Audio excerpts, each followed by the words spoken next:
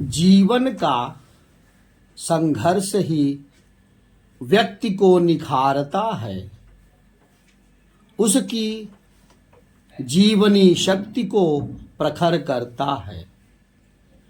जिस तरह लोहे को भट्टी में तपाकर उसे शक्तिशाली बनाया जाता है, ठीक उसी तरह जीवन में आने वाली चुनौतियां व्यक्ति की सामर्थ्य को सबलता प्रदान करती हैं। जो संघर्ष को आभूषण मानकर उसे अंगीकार करते हैं, वही इतिहास रचते हैं। उन्हीं को जीवन में सफलता का शिखर छूने का सुअवसर प्राप्त होता है। संघर्ष के सामने आंखें मूंदने वाले कभी सफल नहीं हो पाते। जो संघर्ष से भय खाते हैं, उन्हें सफलता का स्वप्न भी नहीं दिखाई देता। छात्र जीवन में छात्र का संघर्ष ही उसे भावी जीवन की स्वर्णिम गारंटी प्रदान करता है।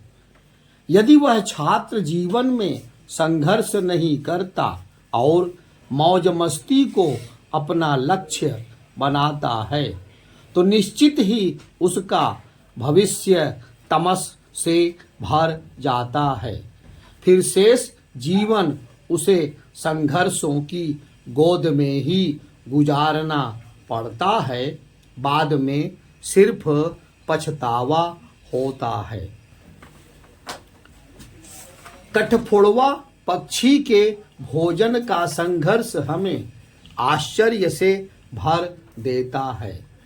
वह अपनी चोंच से पेड़ की कठोर छाल को हटाकर उसमें अपना भोजन तलाशता है। वह अपनी चोंच के आघात से पेड़ के तने में सुराख तक कर डालता है। यही जीवन संघर्ष हमें सीख देता है।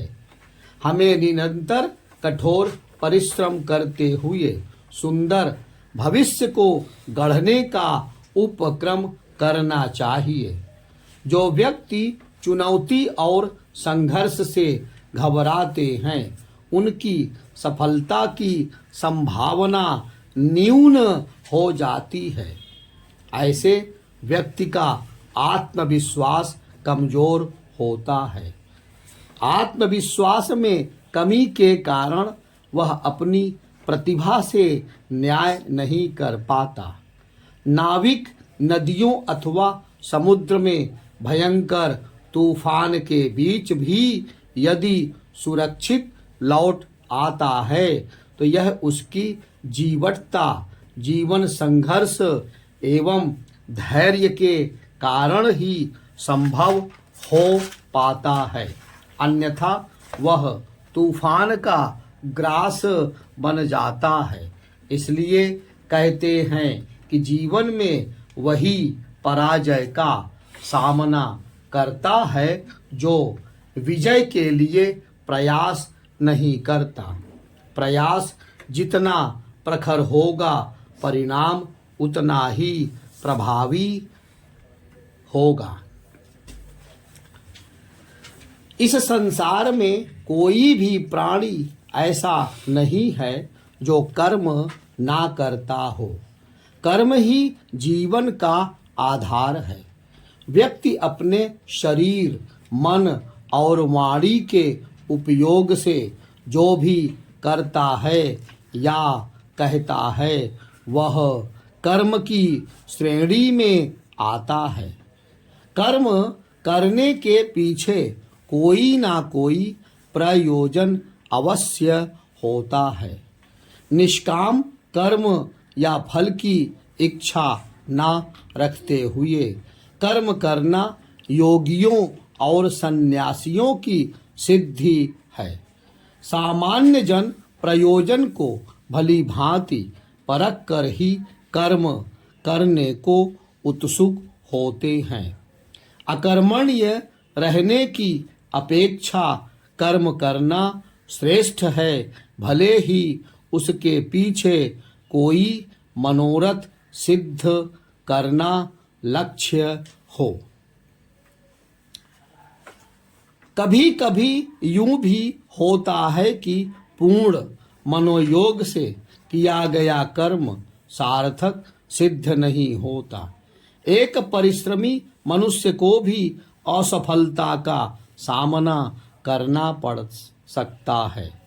विचार करना चाहिए कि यदि मनोरथ सिद्ध ना हुआ तो क्या जो भी कर्म किया गया, जो भी श्रम जी जान से किया गया था, उसे मात्र इसलिए व्यर्थ घोषित कर दिया जाए कि वह मनचाहा परिणाम ना दे सका। सफलता कर्म किए जाने का पुरस्कार अवश्य हो सकती है, परंतु असफलता कर्म के महत्व को कम नहीं करती। कर्म करने से चित्त की शुद्धि होती है, यह कर्म का सबसे बड़ा उपहार है।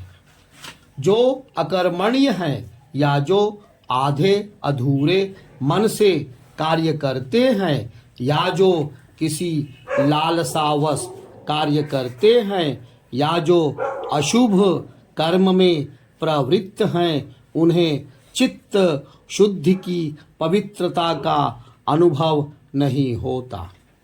कर्तव्य बोध के साथ किया गया कर्म चित्त को बल देता है। कर्मयोग से चित्त पत्थर पर घिसी जाने वाली तलवार की तरह तीक्ष्ण रहता है। स्वामी विवेकानंद जी ने यथार्थ ही कहा कि कार्यों को सुचारू रूप से संपन्न करने से हमारी कार्य शक्ति बढ़ती है।